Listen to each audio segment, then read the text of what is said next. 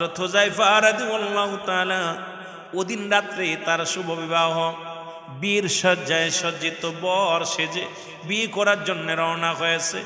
বিয়ে কমপ্লিট, রাত্রে বিয়ের আয়োজন শেষ হয়ে গেল, বিবাহ হয়ে গেল, হেজাব কবুল হয়ে গেল, স্বামী স্ত্রী হয়ে গেছে।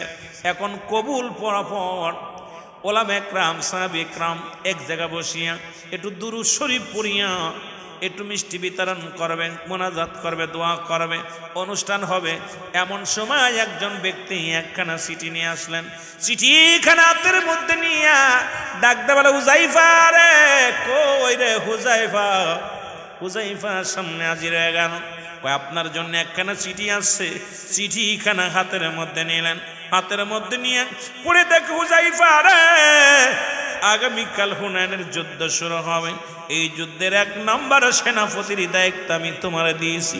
তোমার পরে আরো 2 জন সেনাপতি আছে রে হুযায়ফা। হুযায়ফা রে, আগামী দিন ফজরের নামাজ বাদে কাফেলা ছাড়ব হুনাইনের যুদ্ধের জন্য। ইতি তোমার নবী রাহমাতুল লিল আলামিন। জোরে জোরে বলো মারহাবা। অল্প একটু কথাগুলো বলি, নবীর প্রেমের কত ওয়াজ করা লাগবে ভাই? 2-4 ঘন্টা 5 ঘন্টা আমাদের হয় না। তারপরেও চিন্তা করি 2 মিনিট পাইলেও পারি। কথা বুঝেননি? 1 মিনিটও পারি। দরবার শরীফে যখন 2 মিনিট পাই বরকত আন, তখন মনে হয় যে 2 ঘন্টা কথা বলছি। আবার জনগণকে যখন বুঝাইতে আসি, এইরকম কত ওয়াজ রয়েছে, শেষ করতে তো পারি না। এই জন্য হুজুর বল, নবী প্রেম শোধা পান কর সবে মনবে দনা যাত না জুরাই। আহা, এই ছন্দগুলো বললে কলিজা ঠান্ডা হয়ে যায়। ছন্দ কে বলছে? আমার পীর কেবলা জান। জেনে বলেন ঠিক কিনা? এ দুনিয়ার মুসলমান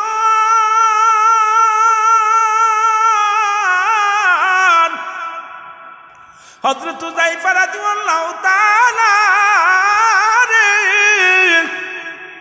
চিঠিখানা যখন হাতের মধ্যে নিয়া বললেন, হুযায়ফা রে, আমি তোমার হুনাইনের যুদ্ধে 1 নম্বর সেনাপতি বানাইয়া, হুযায়ফা রে, তোমার নাম আমি ঘোষণা করেছি। ফজরের নামাজ বাদে কাফেলা সারা হবে যুদ্ধের জন্য। ইতি তোমার নবী রাহমাতুল লিল আলামিন। হুযায়ফা চিঠির মধ্যে একটা চুমা দিলেন। সুবহানাল্লাহ। চিঠির মধ্যে চুমা দিয়া বুকের সরে নিয়া হাউমাউ করে কান্দে রে। আরে আমার নবী আগামী দিন যুদ্ধের ঘোষণা করেছে, যেতে হবে। আমি বিয়ের সিঁড়িতে বসে আছি। এবার হুযায়ফা উঠে দাঁড়াইয়া উপস্থিত জনগণকে বলে, ভাইয়েরা রে, তোমরা থাকো, আমি রওনা দিলাম।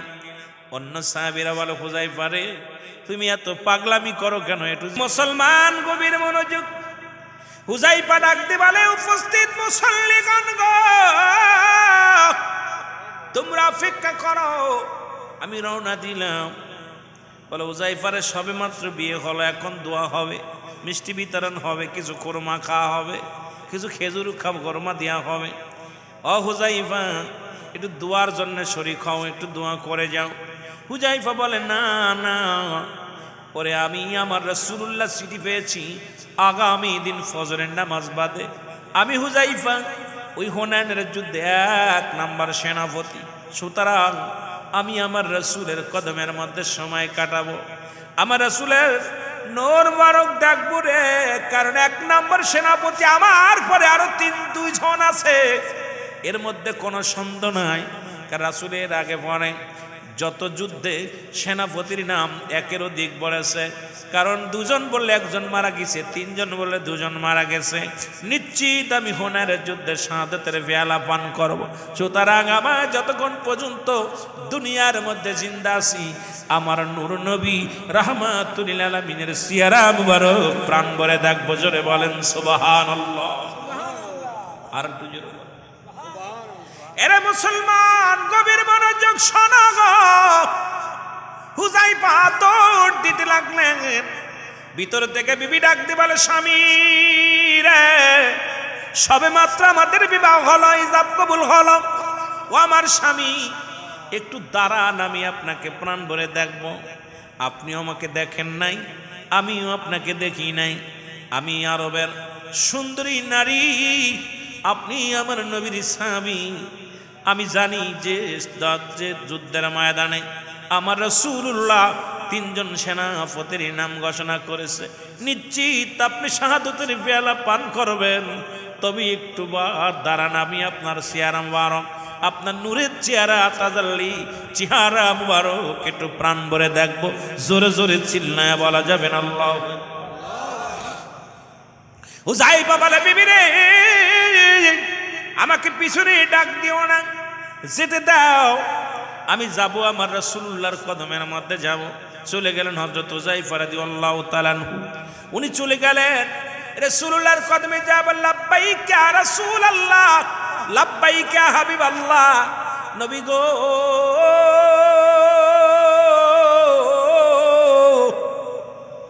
আমি হুযায়ফা আপনার কদমের মধ্যে আসছি।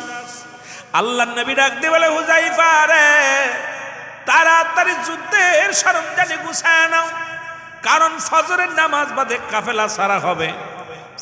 ফজরের সালাত বাদে, ফজরের সালাত নামাজ শেষ করিয়া হুযায়ফা রে, আমরা কাফেলা নিয়ে হুনাইনের যুদ্ধের দিকে রওনা দিব, তুমি দেরি করো না, সব গুছায় নাও।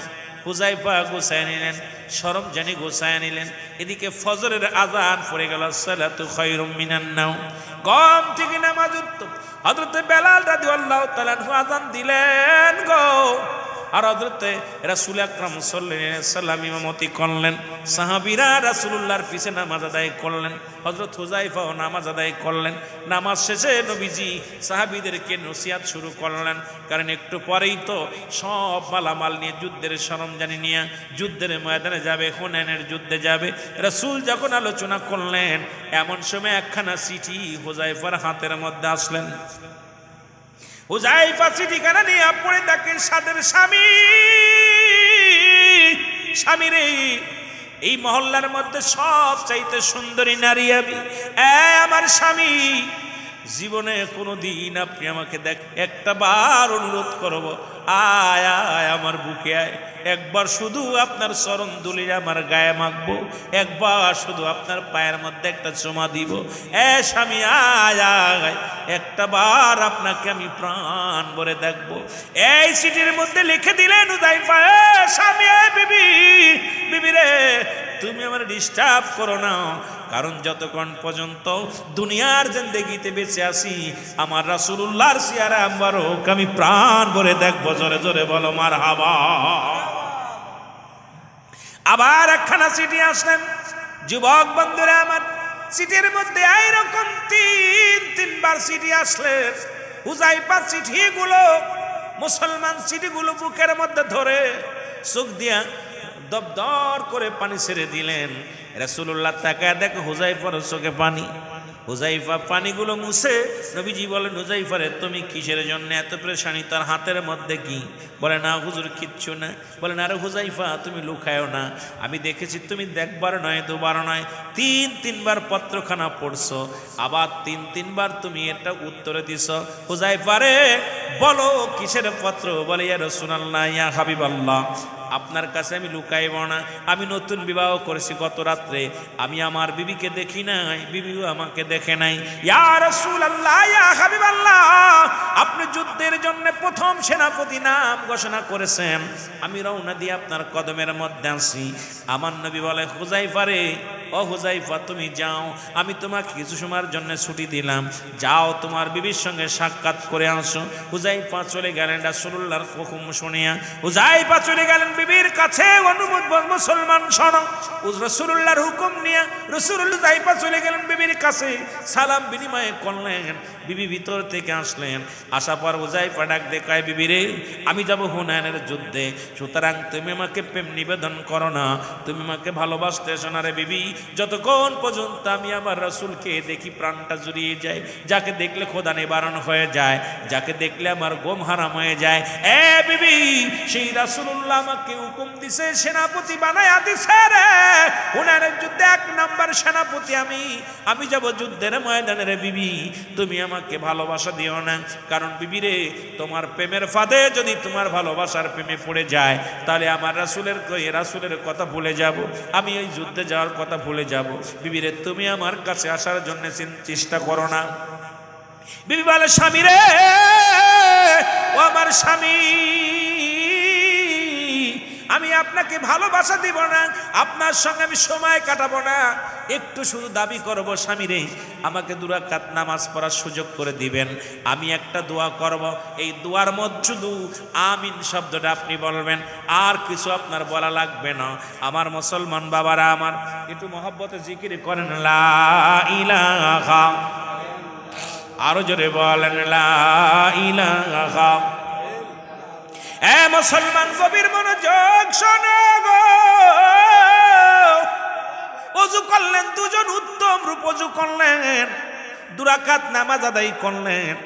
নামাজ আদায় করে বিবল স্বামী রে, যদি কোনো যুদ্ধের ময়দানে কোনো সাহাবী ইকরাম যায়, আর এই সময় যদি আল্লাহর কাছে কিছু চায়, আল্লাহ রাব্বুল আমিন কবুল করে নেয়। আজকে আমি একটা জিনিস আপনার কাছে, আজকে আল্লাহর কাছে চাইব, শুধু আপনি আমিন বলবেন, আমার সাথে হাত উঠায় আমিন বলবেন। আমার বাবারা, হুযায়ফা রাদিয়াল্লাহু তাআলা তার বিবি সহ 2 রাকাত নামাজ পড়লেন। নামাজ পড়ে হাত উঠায় ডাকতে বলে, রব্বানা যালামনা আনফুসানা ওয়া ইল্লাম তাগফির লানা ওয়া তারহামনা লানাকুনান্না মিনাল খাসিরিন। ডাকতে বলে, রব্বে কারীম,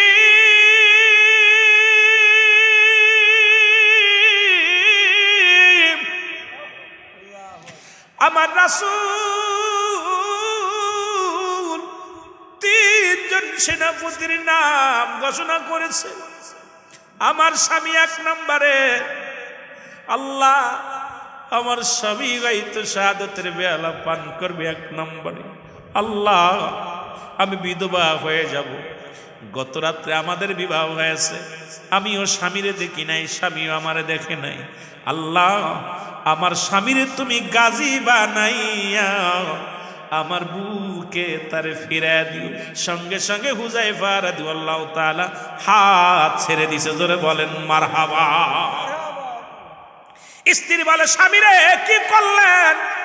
আরে এখন তো রব্বে কারীম কবুল করে নিবে, আমি হাতটা নামাইলেন। বিবি রে, তুমি মিছে মিছে দোয়া করো, আমার নবীজি আমারে 1 নম্বর সেনাপতি বানাইছে, তারপরে আমার পরে আরো 2 জন আছে, নিশ্চিত আমি শাহাদাতের পেয়ালা পান করব। তুমি আমার জন্য, আমার রাসূল জান্নাতে যাওয়ার জন্য, আমার রাসূল ইসলামের জন্য কুরবানি হওয়ার জন্য, আমার নাম যেহেতু 1 নম্বর ঘোষণা করেছে রে বিবি, তুমি আমারে বাঁচার জন্য কেন দোয়া করো? আমাকে গাজী হওয়ার জন্য কেন দোয়া করো? তুমি দোয়া করো আমি যেন সবার আগে যেন শাহাদাতের পেয়ালা পান করতে পারি, আমি যেন শহীদ হতে পারি। জোরে জোরে বলেন মারহাবা। এ বিবি, বিবি চোখের পানি ছেড়ে কান্দার কয়ে, স্বামী রে আপনি বিয়ে না, আমি বড় এতিম হয়ে যাব, বিধবা হয়ে যাব। কয়, স্বামী বিবি রে আমি দোয়া করি তুমি বেঁচে থাকো, আসরের ময়দানে দেখা হবে, জান্নাতের মধ্যে মিলন হবে, জান্নাতের মধ্যে আমাদের বাসর হবে। বিবিরে বলিয়া রওনা হয়ে গেলেন। হুযায়ফার বিবি চোখের পানি ছেড়ে দিয়ে স্বামীর দিকে তাকায় রইলেন। যতদূর পর্যন্ত 2টি চোখে রাখি, যতদূর পর্যন্ত দৃষ্টি শক্তি যায়, হযরত হুযায়ফার বিবি তাকায় তাকায় শুধু চোখের পানি ছেড়ে কান্দে। পিছন দিকে একবার হুযায়ফা পিছনের দিকে তাকান না, ডাকতে বলে, বিবি রে তোমার ওই রূপ যৌবনের মোহে পড়িয়া আমি আমার রাসূলের ভালোবাসা নষ্ট করতে পারবো না। আমার রাসূল আমাকে ডাক দিয়েছে, পিছনে তুমি আর আমাকে ডেকো না, পিছনে ডেকে কোনো লাভ হবে না। হুনাইনের যুদ্ধে গেলেন, হযরত হুযায়ফা শাহাদাতের পেয়ালা পান করলেন। আমার বাবার, আমার নবীজি হুযায়ফার বিবিকে ডাকলেন। হুযায়ফার বিবি বলে, ইয়া রাসূলুল্লাহ, ইয়া হাবিবাল্লাহ, আমার স্বামী দুনিয়া থেকে বিদায় হয়ে গেছে, আমার স্বামী ইন্তেকাল করেছে, আমি একাকার হয়ে গেছি। আমার রাসূল বলে, ও হুযায়ফার বিবি শোনো, তোমার হুযায়ফা জান্নাতের মধ্যে ঘোরাঘুরি করে, আমিও কথা বলার কথা দিলাম। হুযায়ফার বিবি শোনো, তুমি সতীত্ব রক্ষা করে পৃথিবীর মধ্যে যদি স্বামীর আমানত রক্ষা করে পৃথিবীর মধ্যে চলতে পারো, ইয়াউমাল কিয়ামতের ময়দানে তোমাদের 2 জনের বাসর হবে জান্নাতের মধ্যে। আমার বাবারা, আমার বর্তমান যুগে আমার মা বোনেরা সেই স্বামীর আমানত নষ্ট করে দাও। 5টা আমানত যদি নষ্ট করো মুসলমান, তুমি জাহান্নামে যাবে। আবার মা বোনেরা শুনে নাও, অনেক আলোচনাগুলো করা যাবে না, আর সময় পাবো না। সবচেয়ে বড় তিনটা আমানতদারি আমার যুবক বাবারা যারা বিয়ে করেন নাই, নাম্বার 1 আমানত, 1 নাম্বার সতীত্বর আমানতদারি। আপনি বিয়ে যখন করবেন 1 নাম্বার সতীত্বর আমানতদারি, 1 নাম্বার স্ত্রী খুঁজবেন, 2 নাম্বার আমলদারি, 3 নাম্বার মুসলমান, শুনে যাও, পর্দাশীলতা নারী। এই 3টা 4 নাম্বার মুসলমান শুনে নাও, সে বংশগত হওয়া লাগবে। 4 নাম্বার 5 নাম্বার হলো রূপবতী হওয়া লাগবে। 1 নাম্বার হলো তার এই রূপের মুসলমান। এই পৃথিবীর মধ্যে 5টা গুণের গুণান্বিত নারী যদি কারোর কপালে জুটে যায়, এই দুনিয়ার মধ্যে শান্তি। যেমন সাহাবীরা এই 4টা-5টা গুণ দেখে বিয়ে করেছেন, বলি আল্লাহগণ মুসলমান এই 5টা গুণের গুণান্বিত দেখে বিয়ে করেছেন। আমি যুবকদের বলবো, সুন্নি ভাইদেরকে বলবো, এই 5টা আজকে যারা এই 5টা গুণ দেখবেন, নাম্বার 1 হলো আমানতের সতীত্বর আমানতদারি। আজকে স্কুল কলেজে সতীত্ব বিলিয়ে দিতেছে রে মুসলমান, শুনে নাও। যদিও আজকে বাবা সন্তান একই জায়গা, তরিকাতের স্বার্থ, ইসলামের স্বার্থে আমাদের বলাই লাগবে রে মুসলমান। আজকে জাতি শেষ হয়ে যায়, সমাজ নষ্ট হয়ে যায়, এ বলবে না বলবে না। আমি যেহেতু বাস্তববাদী বক্তা, আপনাদেরকে বলে যাই, 5টা গুণাগুণ দেখবেন গো বিয়ে করার আগে। 1 নাম্বার হলো ওই নারীটা তার স্বামীর আমানতদারি, সতীত্বর আমানতদারি ঠিক আছে কি না। 1 নাম্বারে আমানতদারি, 2 নাম্বারে আমলকারী, 3 নাম্বারে হলো পর্দাশীলতা নারী, 4 নাম্বার হলো মুসলমান। মোটামুটি তার মুসলমান, শুনে নাও। বংশগত এখন তো আমার যুবক ভাইয়েরা বংশ চেনে না। এখন মুসলমান এমনও বংশ যার বংশে নামাজ নাই, রোজা নাই, খালি ডাকাতি, যত গাঁজাখোর মদখোর। মুসলমান আগের যুগে যখন বিবাহ শাদী হতো, মায়ের কুল, মাতৃকুল, পিতৃকুল এটা যাচাই বাছাই করা হতো। মেয়ে কালো হলেও দেখতো মেয়ে নামাজি কি না, মেয়ে ফরেজগারি কি না, মেয়ের আদর্শবান সব দেখতো। এখন সুন্দরী পূজরি হইয়া আজকে জাতি শেষ, সমাজ শেষ হয়ে যায় রে মুসলমান। এই জন্য অনেক আলোচনা ছিল তরিকাতের মধ্যে যারা আছেন। আমি আপনাদের কাছে এই 5টা গুণের গুণান্বিত বিবি যদি কেউ পায়া যান, শান্তি দুনিয়ার মধ্যে, জান্নাত পায়া যাবা। 1 নাম্বারে ভালো করে লিখে নাও, 1 নাম্বারে সতীত্বর আমানতদারি, 2 নাম্বারে হলো আমলকারী নারী, 4 নাম্বারে পর্দাশীলতা নারী, 3 নাম্বারে পর্দাশীলতা নারী, 4 নাম্বারে মুসলমান, তার রূপগুণ যেটা আছে গুণাগুণ এইটা দেখবেন। 5 নাম্বার হলো বংশ পরিচয়। এই 5টা গুণের গুণান্বিত যদি কোনো নারী তোর কপালে জুইটা যায়, এই দুনিয়ার মধ্যে এত শান্তি পাবি রে, সুখ পাবি, যা কথা আর কি বলবো রে বাবা। সময় হয়ে গেছে, আর আগাবো না। আল্লাহ যেন আমাদের সবাইকে বুঝার তৌফিক দান করে।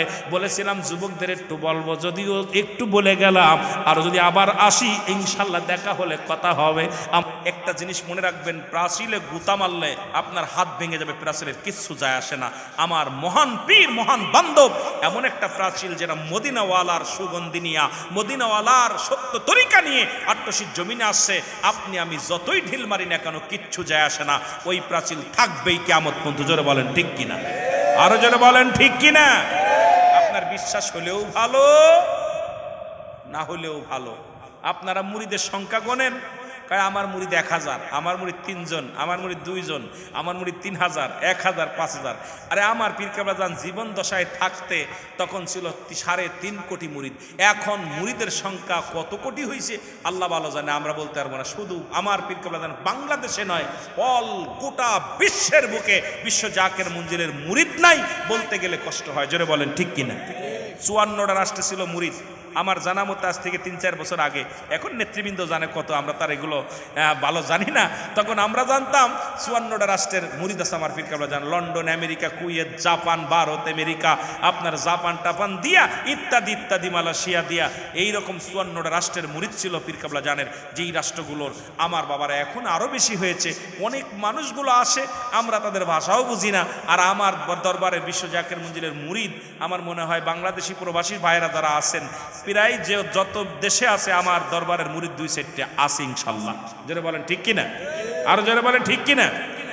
সুতরাং আমি এখনো বলি বাজান, সময় আছে। ব্রাহ্মণবাড়িয়ার আলেমরা এখনো আপনাদেরকে অনুরোধ করব, সেই মুর্শিদের দিকে আঙ্গুল তুলে তাকায়েন না, আপনাদের ক্ষতি নিজেরা ডেকেন না। আল্লাহ আপনাদের দয়া করুক। জোরে বলুন আমিন, আরো জোরে বলেন আমিন।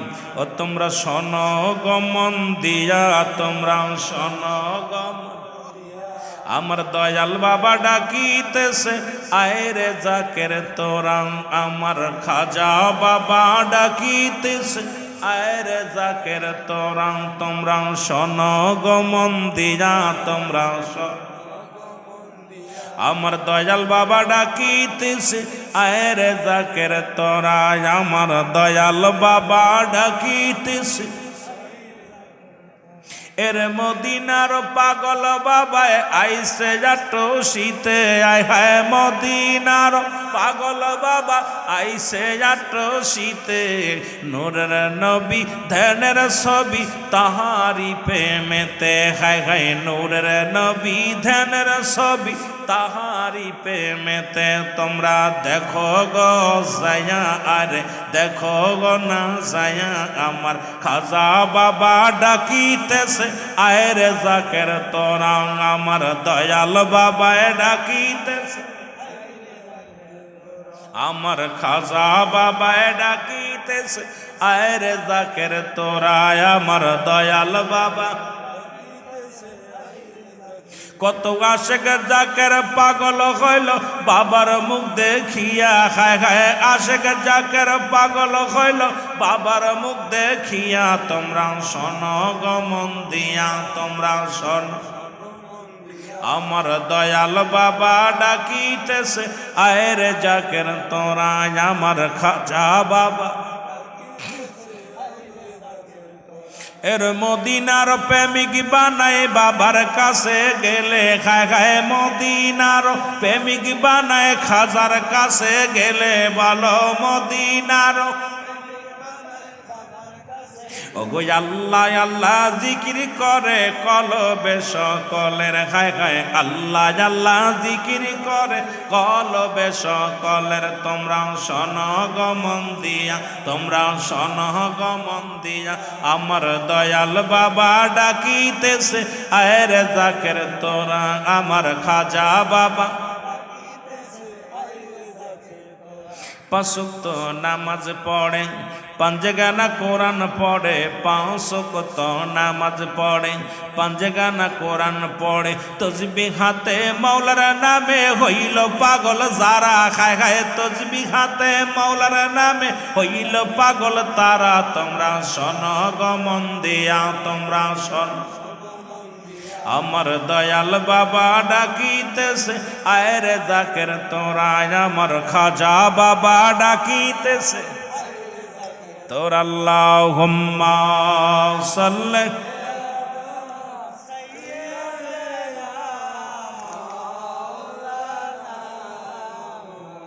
ওয়া আলি সাইয়্যিদিনা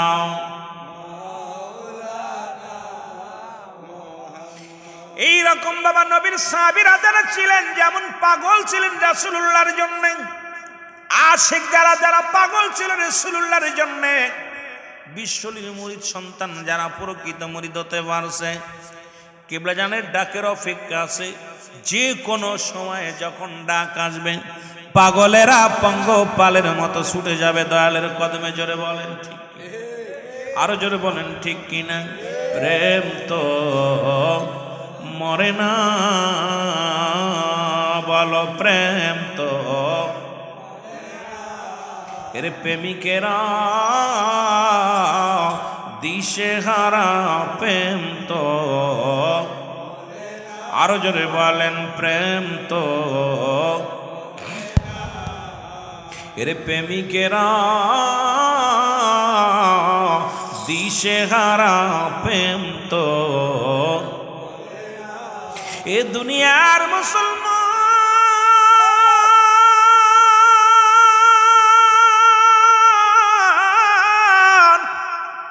হঠাৎ একটা কথা মনে পড়ে গেল রাসূল আকরাম সাল্লাল্লাহু আলাইহি ওয়াসাল্লাম সাহাবীদেরকে ডাকলেন সাহাবীরা আসলেন রাসূলুল্লাহ বলেন সাহাবীরা রে আগামীকাল ফজরের নামাজ শেষ করার পর আর একটু জোরে বল ফজরের নামাজ শেষ হওয়ার পর আমি তোমাদের বলি হুনাইনের যুদ্ধ হবে আর এই হুনাইনের যুদ্ধে আমি তোমাদের যাওয়ার জন্য অনুরোধ করলাম তিনজন সাহাবীর নাম ঘোষণা করলেন কয়জন জোরে বলেন কয়জন জোরে বলেন কয়জন এটা রাসূলুল্লাহর প্রেমের মধ্যে ঢুকে অনেক লম্বা আলোচনা বাবা 12:30 বাজতে চলল, কারণ একটার ভিতরে কমপ্লিট করা লাগবে। অনেক আলোচনা আগাইতে পারবো না, কারণ হুজুরের জীবনী নিয়ে যদি আমি আলোচনা সারা রাত বলি শেষ হবে না, আলোচনা শেষ করতে পারবো না। ছোট ভাই উনিও একটু বলেছে, আমি একটু বললাম। এখন শরিয়াতের কিছু কথা বলি, নবী প্রেমের কথা একটু বলি। না বললে বাবারা, আমার অনেক যুবক বাবারা প্রতিদিন তো শরিয়াতের ওয়াজ কতই করলাম, শরিয়াতের আলোচনা কতই না শোনাইলাম, আজকে তো তরিকাতের কথাগুলো বললাম, আপন পীরের কিছু দিক নির্দেশনা কথা বললাম। বাবারা আমার, এর জন্য অনেকের কষ্ট লাগবে, কিন্তু জাকের ভাইদের কলিজারা ঠান্ডা হয়ে যাবে।